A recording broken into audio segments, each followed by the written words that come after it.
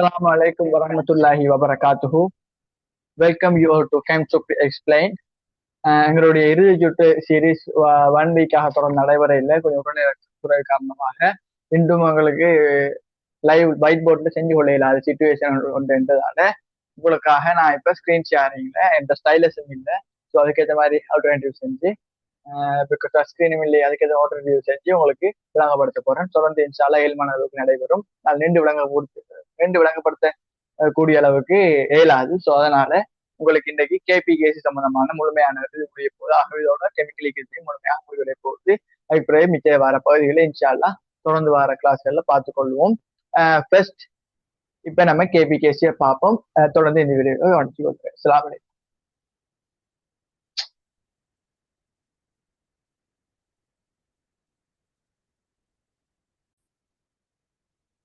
Right, இப்ப கவனிங்க.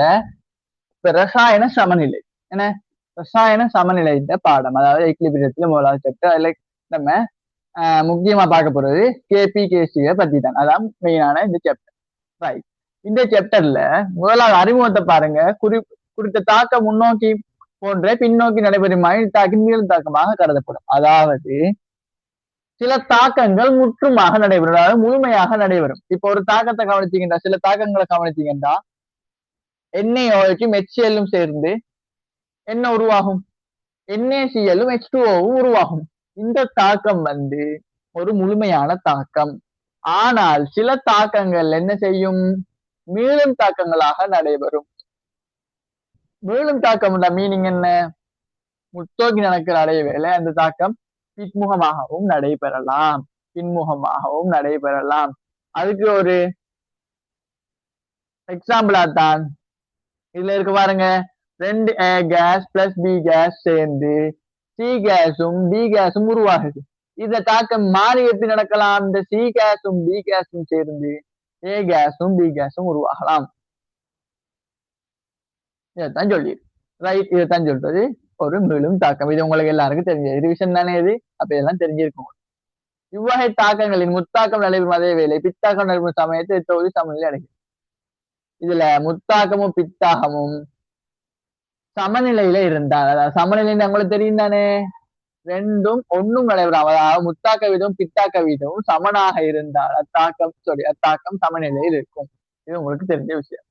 இந்த சமநிலைக்கான மாறிலி 2 வகை. இந்த சமநிலைக்கான மாறிலி 2 வகை. என்ன? ஒன்று செறிவு மாறிலி, செறிவை வைத்துக்கொண்டு மாறிலி. அடுத்தது அமுக்க மாறிலி. செறிவை வைத்து காண்றதுக்குரிய மாறிலி செறிவு மாறிலி, அமுக்கத்தை வச்சு பார்க்கக்கூடியது மாறிலி, அமுக்க மாறிலி. என்னன்னு டீட்டெயில்ஸ் அப்ப பின்னால காய்க்க போறோம். ரைட், அதுல முதலாவது செறிவு மாறிலி, கேசி செறிவு மாறிலி. ரைட், செறிவு மாறிலி என்னன்னு பாக்குறதுண்டா, ஒரு தரப்பட்ட உங்களுக்கு ரசாயன சமன்பாடு எழுதுவீங்க. அந்த மீளும் தாக்கத்துக்கு எழுதப்பட்ட ரசாயன சமன்பாட்டின் விளைவுகளின் பெருக்கத்தின் கீழ், எப்படி? விளைவுகளின் பெருக்கத்தின் கீழ் தாக்கிகளின் பெருக்கம். விளைவுகளின் பெருக்கத்தின் கீழ் தாக்கிகளின் பெருக்கம். எப்படி? விளைவுகளின் பெருக்கம் அதன் வீசமான குணகத்தின் அடுக்கத்தின் பெருக்கமாக இருக்கணும். அப்ப என்னன்னு சொல்லலாம்? விளைவுகளின் வீசமான குணகத்தின் அடுக்கின் பெருக்கம் கீழ் தாக்கிகளின் வீசமான குணகத்தின் அடுக்கின் பெருக்கம் என்ன? செறிவு மாறிலி என அழைக்கப்படும். ரைட், அதாவது செறிவினது வீசமான குணகத்தின் அடுக்கின் பெருக்கம். திருப்பி சொல்றாங்க கவனிங்க. கேசி என்றா என்னண்டா, விளைவுகளின் செறிவு. எப்படி? விளைவுகளின் செறிவின் வீசமானகத்தின் குணகத்தின் அடுக்கின் பெருக்கத்தின் கீழ் தாக்கிகளின் செறிவின் வீசமான குணகத்தின் அடுக்கின் பெருக்கம் நான் என்ன? கேசி. அதன் கீழ் இது என்ன சொல்றதால அத விகிதம் சொல்லலாம். என்ன? விளைவுகளின் கீழ் தாக்கி. அப்ப விளைவுகளின் கீழ் தாக்கி வீதம் இல்ல விகிதம். என்ன? அது ஒரு மாறிலி. அந்த மாறிலிக்கு பேர் தான் செறிவு மாறிலி, KC. Right, KC constant. Okay, concentration constant. Okay, இப்ப பாப்போம். இப்ப இந்த கேசி தரவை எப்படி காட்டணும்னு சொல்லிட்டு இருந்தானே, இதான் கேசி. இப்ப இந்த தாக்கத்தை தந்தா சி கேஸ் டி கேஸின் கீழ் ஏ கேஸ் பி கேஸ்னு எழுதுறேன். ரைட், இது கேஸுக்கு யூஸ் பண்ணலாம், அக்வா சொல்யூஷனுக்கு யூஸ் பண்ணலாம். எதுக்கு யூஸ் பண்ணக்கூடாது நாங்கள சொல்லுவேன்னா அவசரப்படுத்தக்கூடாது. அப்ப அதை எழுதலாம், கீழே எழுதியாச்சு. இப்ப பீசமான குலகத்தின் அடுக்கின் பெருக்கம் சொன்னனே, அப்ப டிக்கு முன்னால பீசமான குலகம் உங்களுக்கு என்ன தந்திருக்கு? பீசமான குலகம் இங்க 3 தந்திருக்கு. பீசமான குலகம் 3 தந்திருக்கு. அதனால இங்க என்ன பீசமான குலகம், சாரி இங்க 3 தந்திருக்கு பீசமான குலகம். ஆகவே இங்க என்ன செஞ்சிருக்கு? பீசமான குலகம் 3. அதே போல இங்க பீசமான குலகம் 2 தந்திருக்கு. இந்த 2 தான் இங்க வந்து என்ன செய்யுது? இதுல 2 ஆகி போய் உங்களுக்கு நிக்குது. ரைட், இதான் இதுல இருக்கிற விஷயம். இதான் இதுல இருக்கிற விஷயங்கள். ஓகே, இப்ப அடுத்த கேசிக்குரிய தொடர்பு என்ன உருவாகுது பார்ப்போம். எப்படி கேசிக்குரிய தொடர்பு என்னென்று உருவாகுது பார்ப்போம். இப்ப உங்களுக்கு நான் உங்களுக்கு கைனடிக்ஸ்ல பாடிப்பேன். என்ன தாக்க வீதத்துக்கான கோவை என்ன எழுதுறது? தாக்க வீதத்துக்கான கோவை எதுல தங்கி இருக்கும்? தாக்கிகள்ல மட்டும்தான் தங்கி.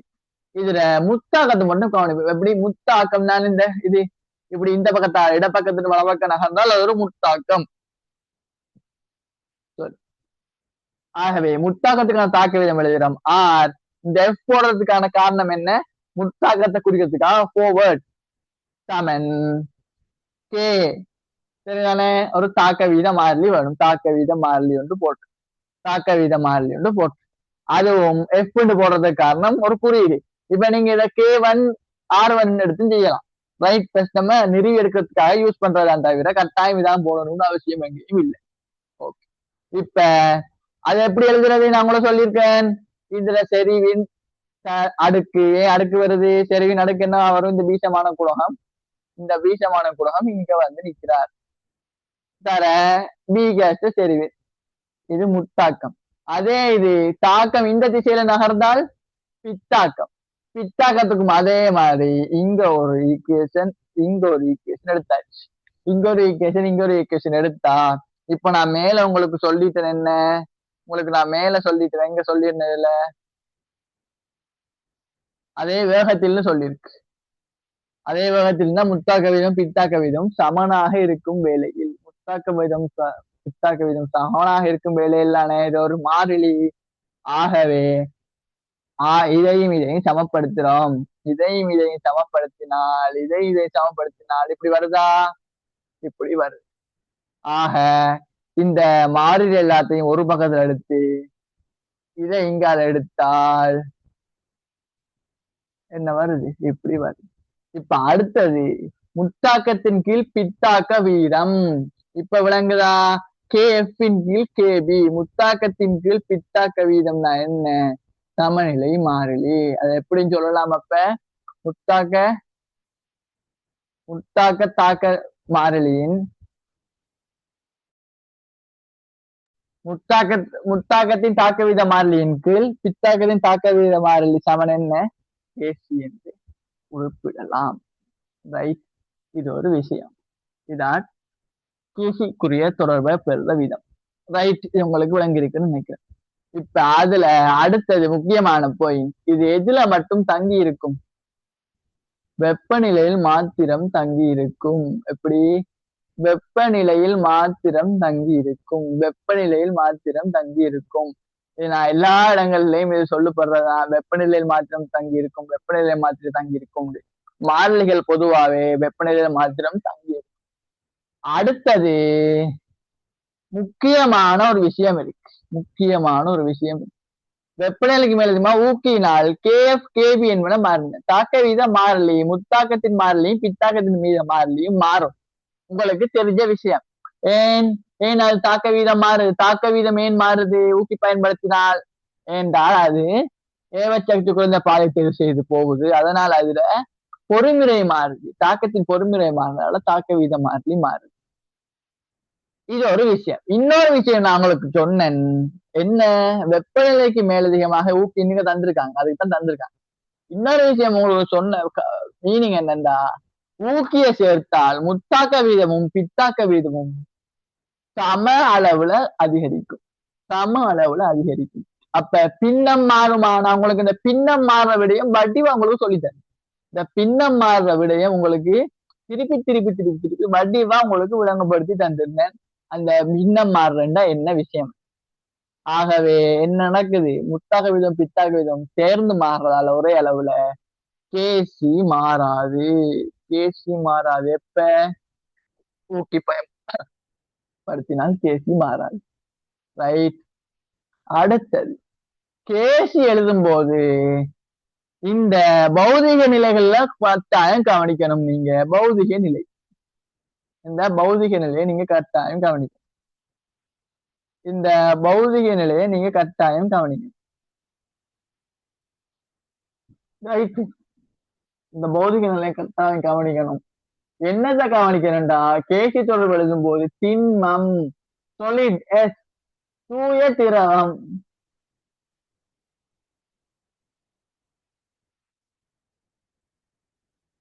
தூய திரவம், கரைப்பானின் செறிவு. கரைப்பானின் செறிவுண்டா அது என்ன திரவத்துல இருக்கோ அது.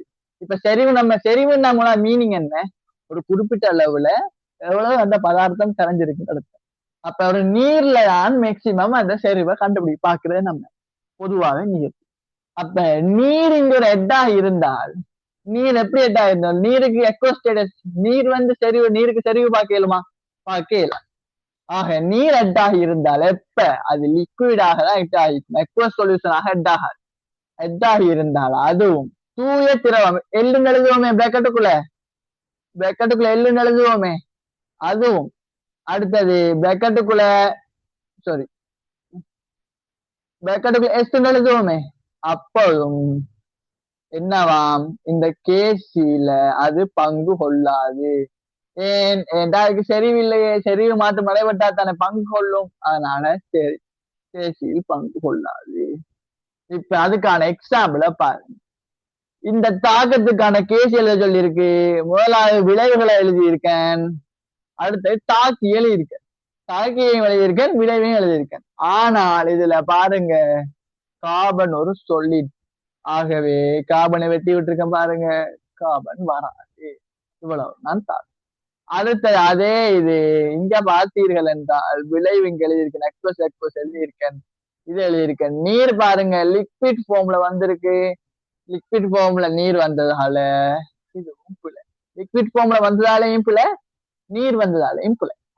அடுத்தது இதுக்கு எழுதியிருக்கேன் பாருங்க, விளைவு எழுதியிருக்கேன், கீழே தாக்கி எழுதியிருக்கேன். தாக்கி இது ஒரு சொலிட், ஆகவே இவர் வர மாட்டார். அதே மாதிரி விளைவுல இவரும் ஒரு திண்மம், இவரும் வர மாட்டார். அப்ப கேசி சமன் CO2 கேஸ் மட்டும்தான். ரைட். அப்ப இதெல்லாம் வராது, இதெல்லாம் வராது. அடுத்தது இப்ப நம்ம சமநிலைக்கு மாறிலி பார்த்த மாதிரி அமுக்கத்துக்கு மாறிலி பார்க்க போறோம். எப்படி அமுக்கத்துக்கு மாறிலி பார்க்க போறோம். சேம் கன்செப்ட் தான். விளைவுகளின் கீழ் தாக்கி, விளைவுகளின் கீழ் தாக்கிதான். என்ன விளைவுகளின் கீழ் தாக்கிதான் வரப்போகுது. இது விளைவுகளின் அமுக்கத்தின் வீசமான கூடகத்தின் பெருக்கத்தோட வரப்போகுது. அதுல வழியா போட்டிருக்கு பாருங்க, வாசி பாருங்க, நான் வாசிக்கல, அதான் விஷயம். தாக்கிகளின் கீழ் விளைவுகளின் வீதம். இப்ப இது எதுக்கு மட்டும் எழுதுறது, வாய நிலையில இருந்தா மாத்திரம்தான் கேபி எழுதலாம். ரைட். வாய நிலையில மாத்திரம்தான் கேபி எழுதலாம். கேபிக்கும் கேசிக்கும் தொடர்பு இருக்கு, அது கீழே என்னன்னு பார்ப்போம். ரைட். அதனால கேபிக்கும் கேசிக்கும் ஒரு சின்ன தொடர்பு இருக்கிறதால கேபியும் கேசிய போன்ற வெப்பநிலையில மாத்திரம்தான் தங்கி இருக்கும். எப்படி வெப்பநிலையில மாத்திரம்தான் தங்கி இருக்கும். அதே மாதிரி கேபி வாயுநிலை கூறுகளுக்கு மட்டும் உள்ளடக்கப்படுகின்றது, தெரிஞ்ச விஷயம். ரைட். இங்க பாருங்க கேபி எழுதியிருக்க நீங்க 3, இங்க 2 இருக்கு, 3.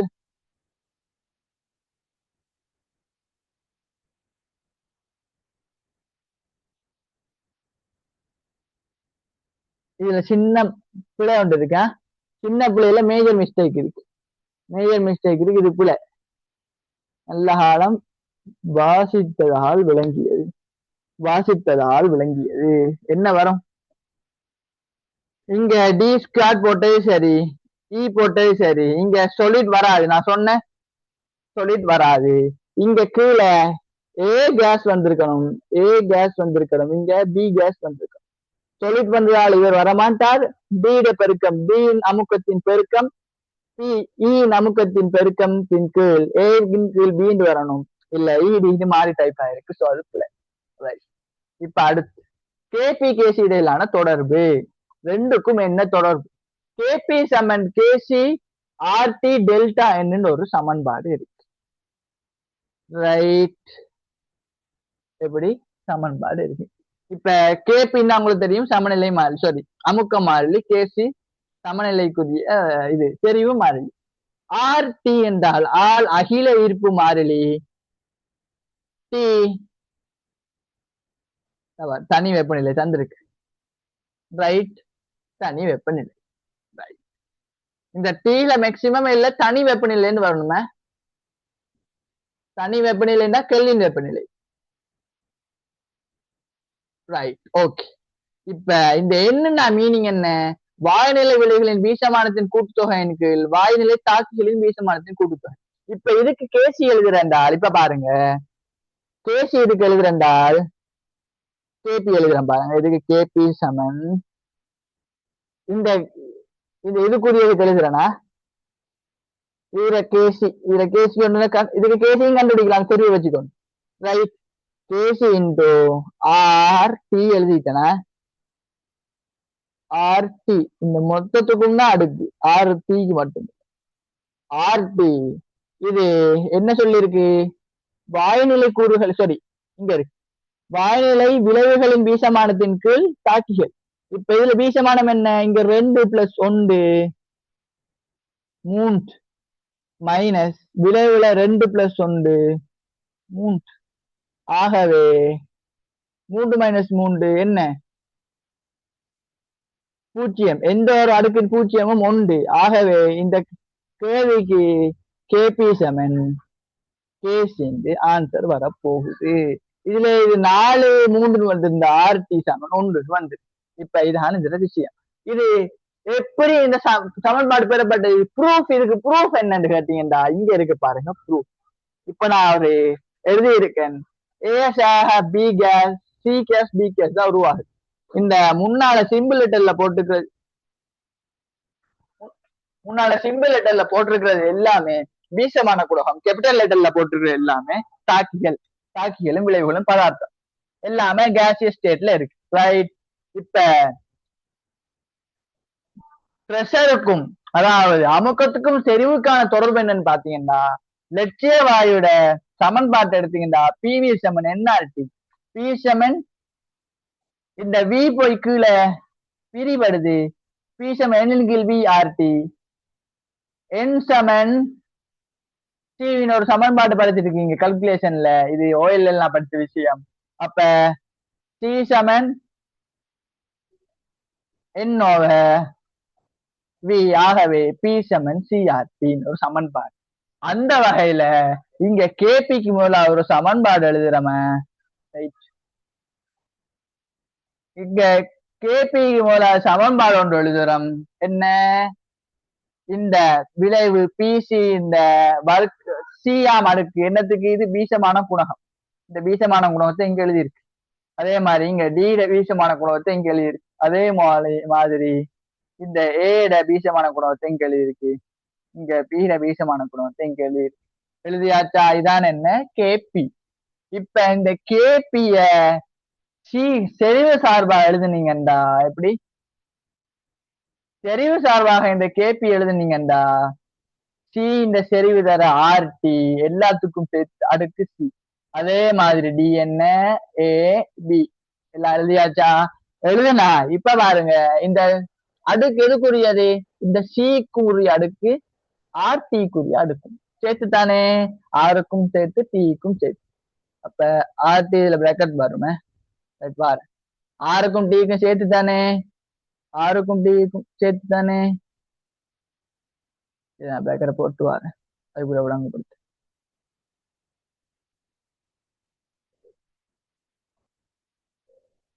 ரைட், இங்க ஆருக்கும் டிக்கு சேர்த்து தான் இந்த அடுக்கு. ஆகவே இந்த செறிவு எல்லாத்தையும் தனி எழுதுறேன். இந்த செறிவுக்குரிய அடுக்கு, இந்த செறிவுக்குரிய, இந்த செறிவுக்குரிய, இந்த செறிவுக்கு அடுக்கு. ஆர்டிய தனியா எடுத்துறேன், மேல இருக்கிற ஆர்டிய தனியா எடுக்கிறேன். எடுத்தா அடுக்குகள் பெருக்கப்பட்டால் என்ன செய்யப்படும்? கூட்ட வேண்டும். ஒரே அடுக்காக ஒரே அடி கொண்ட அடுக்குகள் பெருக்கப்பட்டால், ஒரே அடியை கொண்ட அடுக்குகள் பெருக்கப்பட்டால் என்ன? கூட்டப்பட வேண்டும். அடுக்குகள் கூட்டப்பட வேண்டும். சரியா? கூட்டியாச்சு. இப்ப அதே போல இதுவும் கூட்டி a பிளஸ் பி, இதுக்குரிய a இதுக்குரிய b. ரைட். பிரிவட்டா என்ன செய்யணும்? கழிக்கப்பட வேண்டும். கழிச்சு எழுதியிருக்கேன் பாருங்க. ஆர் சி சக டி சக ஏ சக பி. இதைத்தான் நீங்க மேல வாய்நிலை விளைவுகள்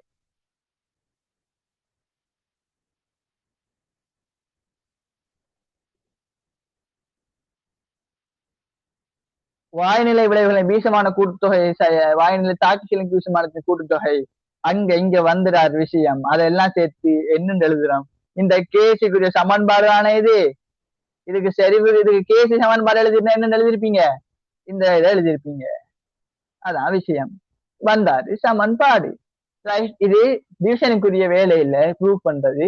இருந்தாலும் நான் ஏற்கனவே எழுதி வச்சால சொல்றேன். ரைட். ஓகே. இப்ப சமநிலை எப்படி எல்லாம் வேறுபடுதுன்னு பார்ப்போம். மாறுபடுறது. ரைட்.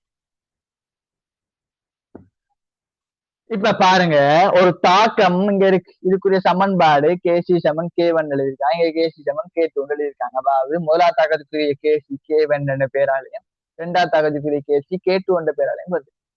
இப்ப இதுல ஒரு தாக்கத்தை முத்தாக்கத்துக்குரிய சமநிலை மாறிலி கேசியாக இருந்தால் அது பித்தாக்கமாக மாறும்போது ஒன்றின் கீழ் K1 மாறிவிடுது. ஏன் ஒன்றின் கீழ் மாறுது? கேசி நம்ம எப்படி எடுக்கிறது? விளைவுகளின் தாக்கி. இப்ப திருப்பி இது மாறி என்ன செய்யுது? விளைவு தாக்கியாகவும் தாக்கி விளைவாகவும் தொழிற்படுது. அப்ப நிகர் மாறுது. நிகர் மாறுறதால அந்த சமநிலையும் நிகர் மாறுது. ரைட். அதே போல இந்த தாக்கங்கள் பெருக்கப்பட்டால், இந்த தாக்கம் 3ஆல பெருக்கப்பட்டால் என்ன செய்யும்டா?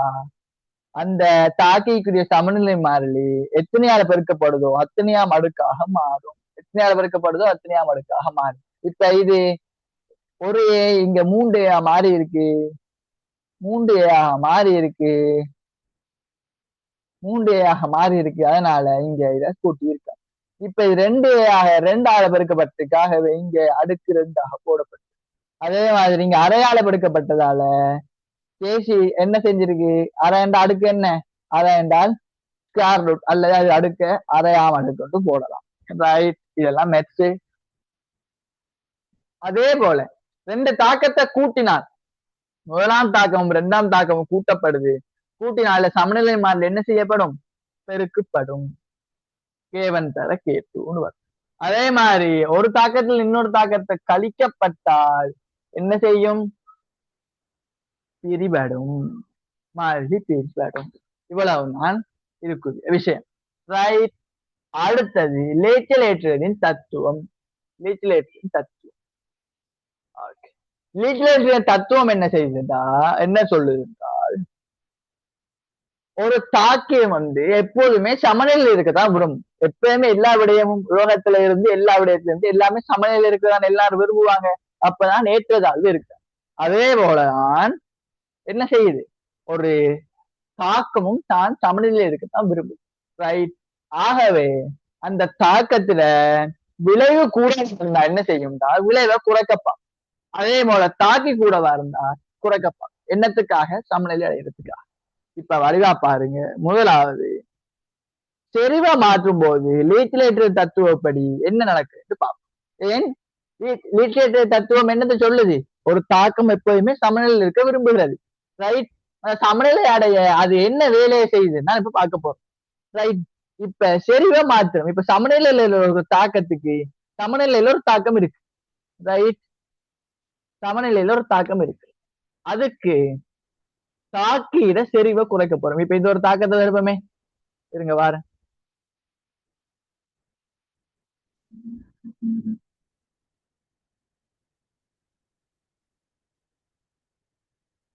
ரைட். இப்ப பாருங்க, இந்த தாக்கத்தை கருதி கொள்வோமே. இந்த தாக்கத்தை கருது. இப்ப இதுல தாக்கியிட செறிவு, இது ரெண்டும் தாக்கிகள் தானே. இந்த தாக்கிகளோட செறிவு அதிகரித்தால் என்ன நடக்குமா? தாக்கிகள செறிவு அதிகரித்தால் இந்த பக்கம் கூடி நிற்கும். இப்ப இது என்ன செய்யணும்? குறைக்க வேண்டும். குறைக்கிறதுக்காக என்ன செய்யும்டா, தாக்கம் இந்த திசையால நகரும். ஆகவே இது என்ன சொல்லப்பட்டிருக்கு? தாக்கிகளின் செறிவை கூட்டினால் முத்தாக்கம் சாதகமாக்கப்படும். அப்ப வடிவா பாருங்க, விளைவிட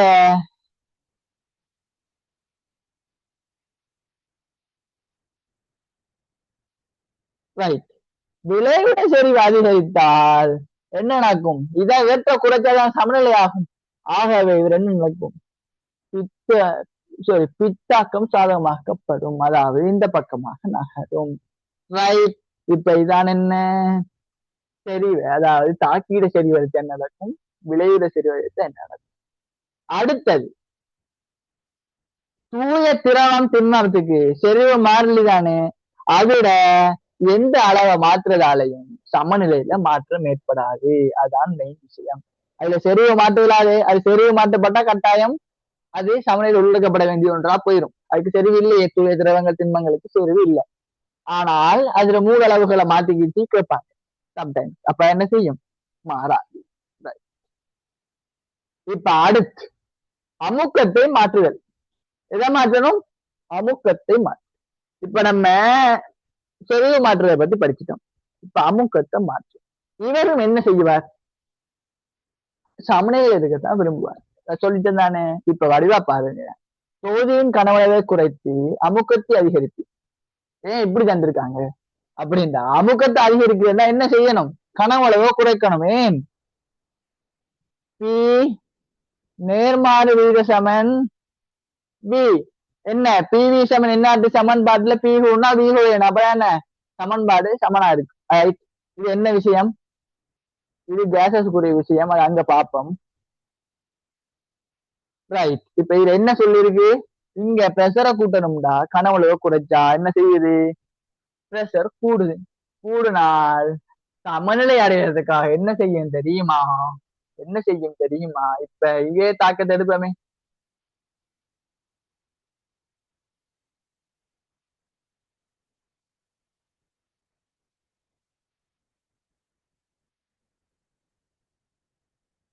ரைட். இங்க தொகுதியில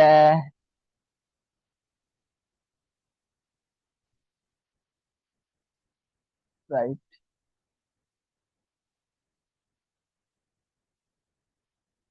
இந்த தொகுதியில அமுக்கத்தை அதிகரிக்கிறாங்க. எப்படி? தொகுதியில அமுக்கத்தை அதிகரிக்கிறாங்க. தொகுதியில அமுகலத்தை அதிகரிக்கிறதால என்ன செய்யுமாம்? இது வாயு மூல்கள் குறைந்த இடத்த பக்கமாக நகருமா. ஏன் வாயு மூல்கள் குறைந்த பக்கமாக நகரும் கேட்டீங்கன்னா, வாயு மூல்கள் குறைந்தாத்தான் என்ன நடக்கும்? வாயுவால் உருவாகிற பகுதி அமுக்கங்கள் குறையும். வாயுவால் உருவாகிற பகுதி அமுக்கங்கள் குறைந்தால் என்ன நடக்கும்? பகுதி அமுக்கங்களின் கூட்டுத்தொகை குறைய என்ன செய்யும்? ஆட்டோமேட்டிக்காவே தொகுதியின் அமுக்கம் குறைய போகும். ஆகவே வாயு மூல்கள் குறைஞ்சேண்டா, இங்க தாக்கிற வாயு மூல்கள் எத்தனைண்டா? இங்க 4 வாயு மூல்கள் இருக்கு. எப்படி? இங்க 3 இருக்காரு, இங்க 4. இங்க விளைவிட வாயு மூல் என்ன? இங்க 2 இருக்காரு, இங்க 1. அப்ப என்ன? இங்க மொத்தம் 3. ஆகவே இவர் என்ன செய்ய போறார்? இந்த பக்கமாக நகர போறார். அதே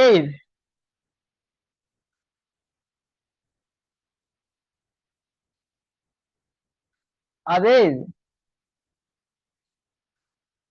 பிரஷரை குறைச்சி விட்டுட்டாங்க.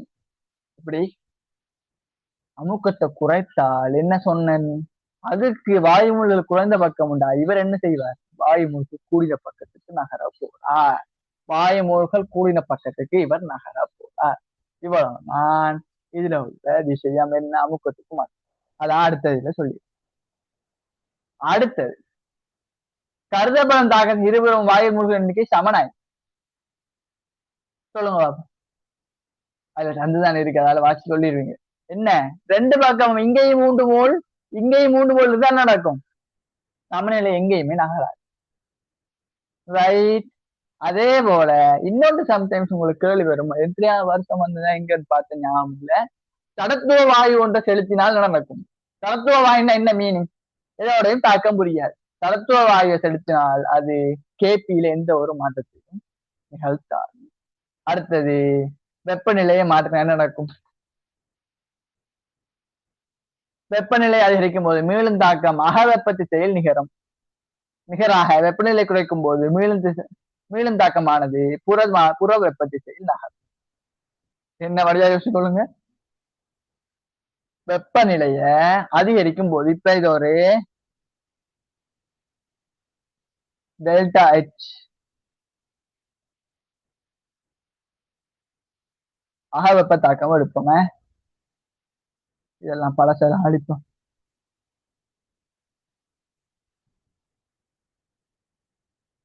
ரைட்.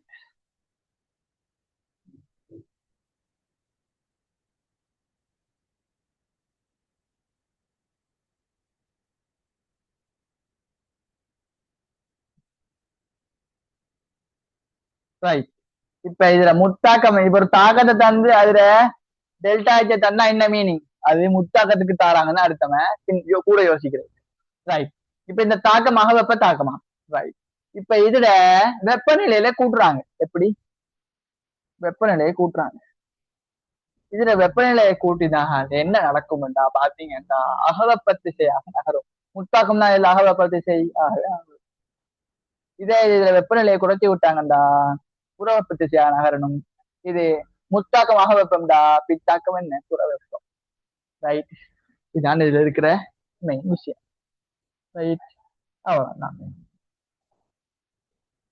அடுத்தது வெப்பநிலை தவிர்த்து வேற காரணிகளால் தாக்கம் ஒன்று நகர்ந்தாலும் கேசி மாறாது. விளங்கிச்சா? கேசி மாறாது. எப்படி? தாக்கம் முன்னோகி பின்னோகி நகரும். எப்படி? விளைவை கூட்டுறதால இதுகளை கூட்டுறதால எது மாறும்? தாக்கம் மாறும். ஆனால் என்ன சொல்கிறது?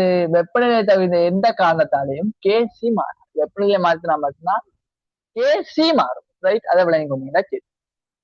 அடுத்தது வெப்பநிலையை குறைத்து அல்லது அதிகரிக்கும் போது தாக்கம் முன்னோக்கி நகராயின் கேசி அதிகரிப்பதோடு பின்னோக்கி நகரமாயின் கேசி குறைவடைந்தது.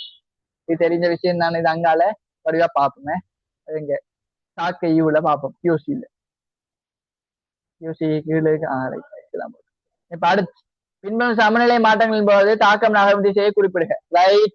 இங்க PQ RS RT இதாக வெப்ப தாக்கம் தந்திருக்காங்க. இப்ப கேள்வியை பார்ப்போமே. இப்ப என்ன சொல்லியிருக்காங்க? வெளியில இருந்து தீயை சேர்த்தல், தீ கேஸை சேர்த்தால் நடக்கும். இங்க விளைவு அதிகரிக்குது. விளைவு என்ன செய்யும்? விளைவை குறைக்கும் மூலமாக தாக்கம் ஒத்திசையாக நகரும். ரைட். இவர வேலை முடிஞ்சு. அடுத்தது தீ கேஸை சேர்த்தல். தீ கேஸை சேர்த்தால் விளைவு கூடுது. விளைவு என்ன செய்யணும்? இதை குறைக்கணும். அதனால என்ன செய்யும்? குறைக்கும் முகமாக ஒத்திசையாக நகரும். செய்ய முடியும். அடுத்தது கியூ அகற்றுதல். ரைட். கியூ அகற்றுதல். கியூ அகற்றுதல் என்ன மீனிங்? அகற்றுனா என்ன? வெளியே போகுது. அப்ப இங்க இது செறிவு குறைஞ்சிரும். செறிவு குறைஞ்சா என்ன செய்யும்? செறிவு கூட்டு முகமாக பித்திசை சாதகமாக்கப்படும். அது என்ன செறிவு கூட்டு முகமாகண்டா? இது குறைஞ்சிட்டு பித்திசை சாதகமாக்கப்பட்டால் என்ன? பித்திசை சாதகமாக்கப்பட்டால் கியூட செறிவு அதிகரிக்கும். ஆகவே கியூ செறிவு அதிகரிக்கும் வரைக்கும் பித்திசை சாதகமாக்கப்படும். அடுத்து ஆரை சேர்த்தல். ஆரை சேர்த்தா என்ன நடக்கும்? ஆரை சேர்த்தா என்ன நடக்கும்? அதுவும் விளைவு கூடுறதால தாக்கம் இத்திசையை நோக்கி நகரும்.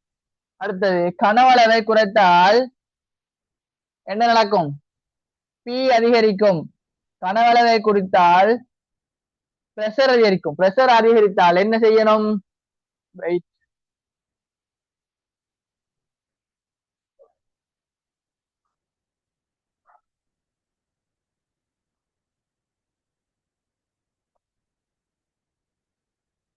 ரைட். ஓகே. ரைட். இங்க பிரஷர் அதிகரிக்கிறதா?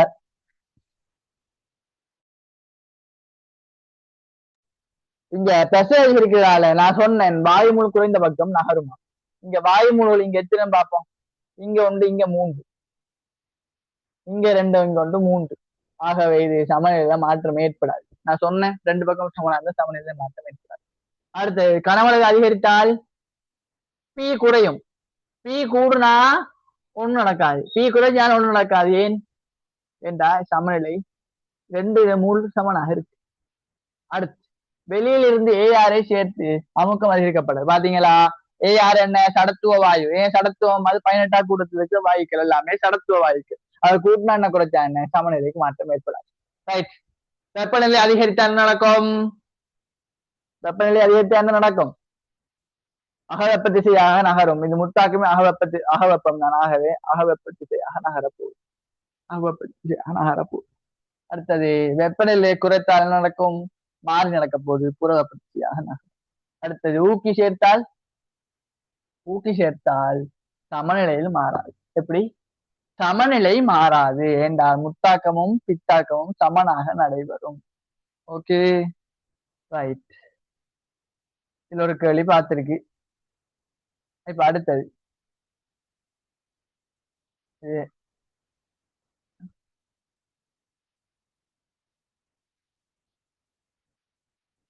இதே மாதிரி கேள்விகள் தான். இந்த கேள்விகளை செஞ்சு கொள்ளுங்க, அல்ல நான் இந்த கேள்வி எடுத்து போட்டு குரூப்ல விளங்கப்படுத்திக் கொள்றேன். இது ஒன்று சொல்லி இருக்கு. அடுத்தது தாக்கை கியூசின்னு சொல்றது. இப்ப நான் உங்களுக்கு சொன்னேன், ரைட், அதை வாசிட்டே சொல்லுவோமே என்னன்னு. யாரேனும் மீளும் தாக்கத்தின் சமநிலையில் கேசி கேபி கோவை எழுதும் விதத்திலே சமநிலை அடையும் அல்லது சமநிலை அடையாத எல்லா சம்பந்தங்களிலும் அமுக்கம் செறிவு வீதத்தின் முறையே கியூசி கியூபி என குறிப்பிடலாம். கேசிக்கு பதிலா கியூசி, கேபிக்கு பதிலா கியூபி. அதான் இதுல விஷயம். யாரேனும் மீளும் தாக்கத்தின் குறிப்பிட்ட சந்தர்ப்பத்தில் கியூசி பெருமானம் அதே வெப்பநிலை அதே தாக்கத்தின் கே பெருமானத்தை வைத்து தாக்கத்தை எதுவு கூறலாம். இப்ப இது என்ன விஷயம்டா, நான் சொன்னேன் சமநிலை இருக்கத்தான் விரும்ப போகுது எது, எல்லா தாக்கம். அந்த சமநிலை அடைகிறதுக்கு முதவோ அந்த சமநிலை அடைறதுக்கு பிறகோ, சரி சமநிலை அடைந்ததுக்கு பிறகு சமநிலை தான் காணப்படும். அந்த சமநிலை அடைகிறதுக்கு முத சில தாக்கம் முற்றிசை நோக்கி நகரம் உட்படும், சில தாக்கம் பிற்றிசை நகரை நோக்கி உட்படும். ஏன்? அந்த தாக்கத்தை சாயந்தர அப்படி அந்த முப்படுற சந்தர்ப்பத்துல அந்த எப்படி அந்த நிலையில நம்ம கேசி எழுதுற மாதிரி கோவை எழுதுனீங்கன்னா அந்த பெருமானம் ஒன்று வரமே, அதைத்தான் சொல்றது கியூசி. எப்படி? கியூசி கியூசி கியூசி என்ன? அந்த சமநிலை நகர்றதுக்கு அந்த சமநிலை ஆகிறதுக்கு அந்த தாக்கத்துல இருக்கிற செறிவுகளின் பெருக்கங்களின் விகிதம் தான் என்ன? கியூசி. அதாவது கேசிக்கு எழுதுற மாதிரி சமன்பாடு எழுதுறது, பட் அது சமநிலையில இல்ல, சமநிலை இல்லாத சந்தர்ப்பத்துல அந்த கியூசி கேசிய விட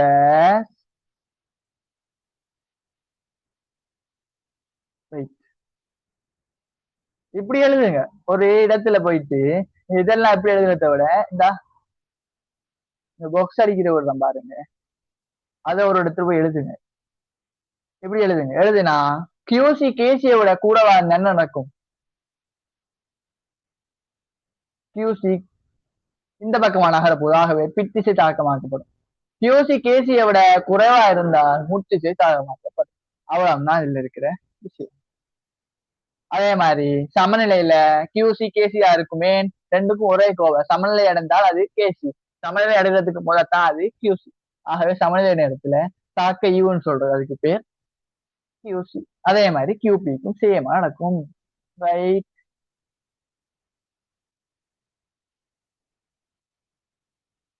ரைட். உங்களுக்குரிய கேபி கேசிக்குரிய விஷயம் எல்லாமே முடிஞ்சது. எவ்வளவு நேரம் போயிருக்குன்னு தெரியல.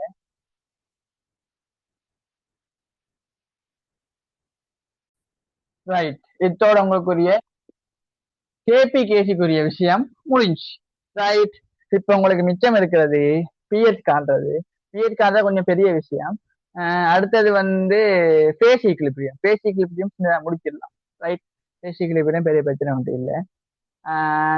அதே மாதிரி இல்ல பங்கிட்டு குணகம்ன்ற ஒரு இது ஒன்று இருக்கு, அதுவும் சமநிலை மாறிலி தான் அடுத்தது கேசஸ் எனர்ஜெட்டிக்ஸ் இருக்கு. ஜென்ரல் முடிச்சாச்சு தானே, கேசஸ் எனர்ஜெட்டிக்ஸ் இருக்கு, அடுத்தது ஆர்கானிக் இருக்கு. முடிச்சுக்கலாம். ஒன்றும் யோசிக்க தேவையில்ல. இன்ஷா அல்லாஹ் சந்திப்போம். அஸ்ஸலாமு அலைக்கும். எங்களோட இறுதி சூட்டு தொடரும்.